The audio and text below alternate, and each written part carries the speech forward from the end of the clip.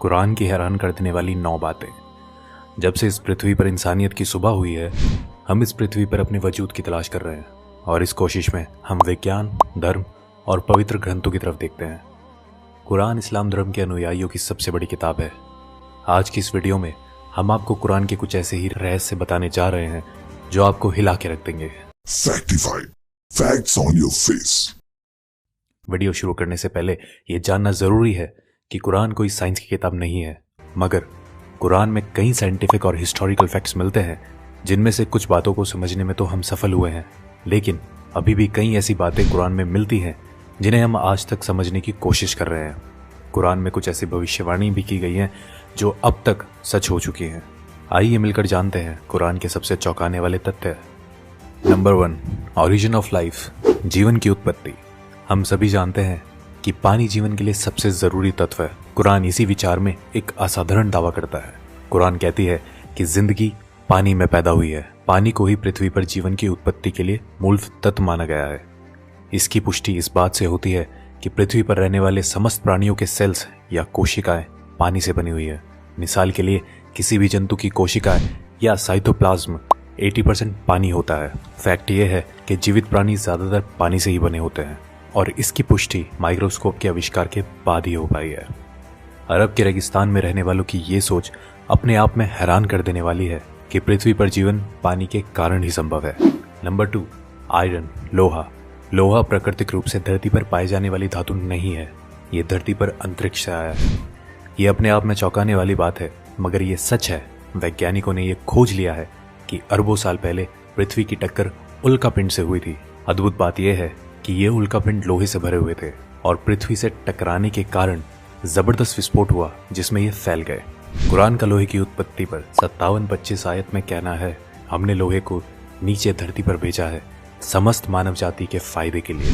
लोहा धरती का नहीं मगर दूसरी दुनिया से आया है। इस बात की पुष्टि 7वीं शताब्दी के वैज्ञानिकों द्वारा करना नामुमकिन सा लगता है। Number 3, skies protection. आसमान हमारी हिफाजत करता है। पृथ्वी को सूर्य की हानिकारक किरणों से बचाने में आसमान एक बहुत ही महत्वपूर्ण रोल अदा करता है। अगर आसमान नहीं होता तो सूर्य की रेडिएशन पृथ्वी पर समस्त जीवन को जलाकर नष्ट कर चुकी होती। आसमान पृथ्वी के चारों ओर लिपटे हुए कंबल की तरह है जो पृथ्वी को जमाने वाली ठंड से भी बचाता है। आकाश के ऊपर का तापमान लगभग -270 डिग्री सेल्सियस होता है। आकाश पृथ्वी पर ग्रीन हाउस इफेक्ट पैदा कर यहाँ के जीवन को सूर्य की रेडिएशन और अंतरिक्ष की जमा देने वाली ठंड दोनों से ही बचाता है। ये आकाश के कुछ ऐसे काम हैं जो हमें प्रोटेक्ट करते हैं। कुरान हमसे आसमान को समझाने के लिए 21-32 आयत में कहती है कि हमने आसमान को तुम्हारे लिए एक हिफाजती छत बनाया है और तुम हमारे इशारों को नजरअंदाज कर रहे हो। कुरान आसमान के हिफाजती इशारे को गॉड या अल्लाह द्वारा बनाया गया बताती है। आधुनिक विज्ञान द्वारा आकाश की पृथ्वी को प्रोटेक्ट करने की क्षमता 20वीं सदी में की गई रिसर्च से साबित होती है। नंबर 4, द माउंटेन्स, पहाड़। कुरान हमारा ध्यान पहाड़ों के बारे में एक बहुत ही खास पहलू की ओर खींचती है। क्या हमने दुनिया को आराम करने वाली जगह नहीं बनाया और पहाड़ों को धरती का कोटा नहीं बनाया?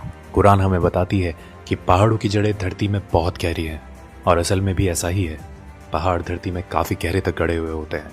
इसकी पुष्टि जियोफिजिस्ट फ्रैंक प्रेस द्वारा लिखी गई किताब अर्थ में उन्होंने लिखा है कि पहाड़ असल में कोटे की तरह होते हैं और धरती के काफी नीचे तक दबे हुए होते हैं। माउंट एवरेस्ट, जिसकी ऊंचाई धरती की सतह से लगभग 9 किलोमीटर ऊपर है, उसकी धरती के नीचे की गहराई 125 किलोमीटर के करीब है और इसका पता लगाना 20वीं सदी की शुरुआत में प्लेट टेक्टोनिक्स टेक्निक के आविष्कार के बाद ही संभव हो पाया है। नंबर 5, एक्सपेंडिंग द यूनिवर्स, ब्रह्मांड का विस्तार। जब खगोलीय विज्ञान अपनी शुरुआती दौर में थे, कुरान में ब्रह्मांड के फैलने का बयान किया गया। कुरान में 51-47 आयत में कहा गया है कि ब्रह्मांड को हमने ही अपनी सृजनात्मक शक्तियों से बनाया है और इसको हम बढ़ाते रहेंगे। ये तथ्य कि ब्रह्मांड निरंतर बढ़ रहा है, ये रहस्य हम पिछली सदी में ही जान पाए हैं। जाने माने फिजिस्ट स्टीफन हॉकिंस अपनी किताब a brief history of time में लिख गए हैं कि ब्रह्मांड को बढ़ाने की खोज 20वीं सदी की सबसे बड़ी भौतिक क्रांतियों में से एक है। चौंकाने वाली बात यह है कि कुरान में इस बात का जिक्र टेलीस्कोप की खोज से पहले ही हो चुका था। नंबर 6, सन्स ऑर्बिट, सूरज की कक्षा। 1512 में खगोलीय विज्ञानी निकोलस कॉपरनिकस ने सूर्य के बारे में अपनी राय पेश की।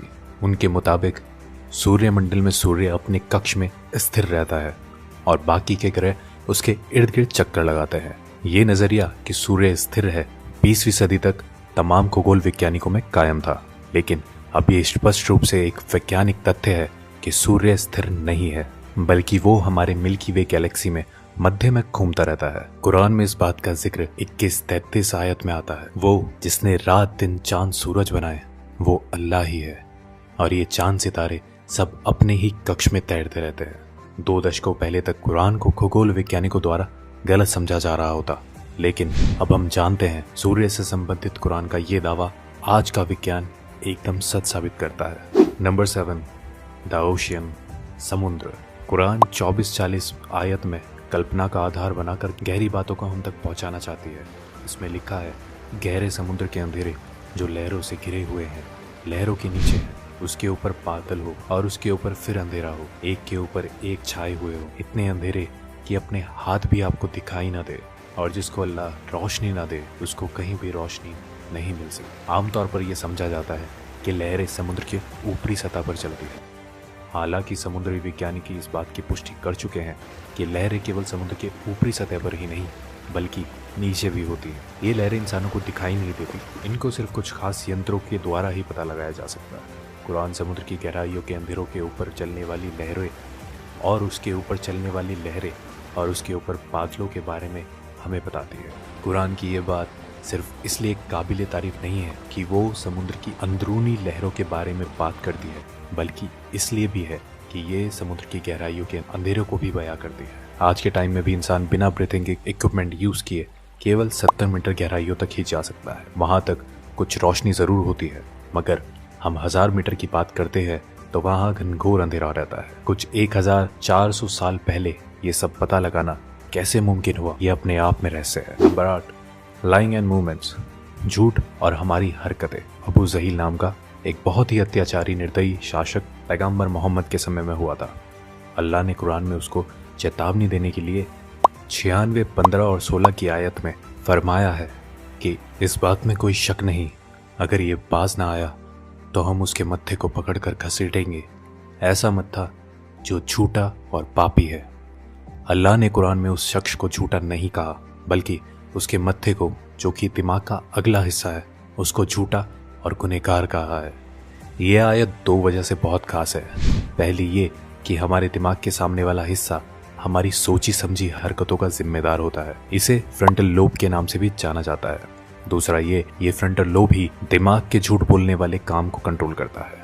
आज के दौर में की गई कई रिसर्चों में ये पाया गया है कि दिमाग के आगे वाला हिस्सा ही हमारी हरकतों और झूठ बोलने के लिए जिम्मेदार होता है। फ्रंटल लोब के ये फंक्शन 20वीं सदी में तमाम मेडिकल इक्विपमेंट्स आने के बाद ही हमें पता चले हैं, जबकि कुरान इस तरफ इशारे कब का कर चुका है। नंबर 9, पेन रिसेप्टर्स, दर्द को महसूस करने वाले टिश्यूज। काफी लंबे समय तक यही समझा जाता रहा है कि महसूस करना और दर्द का अंदाजा करने वाले टिश्यूज दिमाग में होते हैं।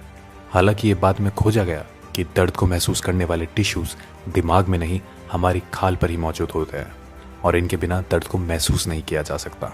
इससे संबंधित कुरान की 456 आयत को गौर से देखें तो उसमें लिखा है, जिन लोगों ने हमारे खुलासों को झूठ समझा है, हम उन्हें आग में झुलसाएंगे। जब उनकी खाल जल जाएगी, हम उन्हें उसके बदले नई खाल देंगे, ताकि वो दर्द को निरंतर महसूस करते रहें। बेशक अल्लाह सर्वशक्तिमानी भी है और बुद्धिमान भी।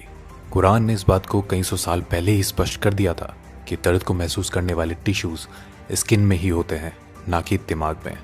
ये खोज हाल ही में जीव विज्ञान में किए जाने वाली कई खोजों में से एक है। तो दोस्तों, ये थी कुरान में पाई जाने वाली कुछ शॉकिंग फैक्ट्स। ऐसे ही इंटरेस्टिंग वीडियो को लेकर हम समय समय पर आते रहते हैं। जुड़े रहे हमारे साथ। आज के लिए इतना ही, अब हमें इजाजत दीजिए। आपका बहुत बहुत शुक्रिया।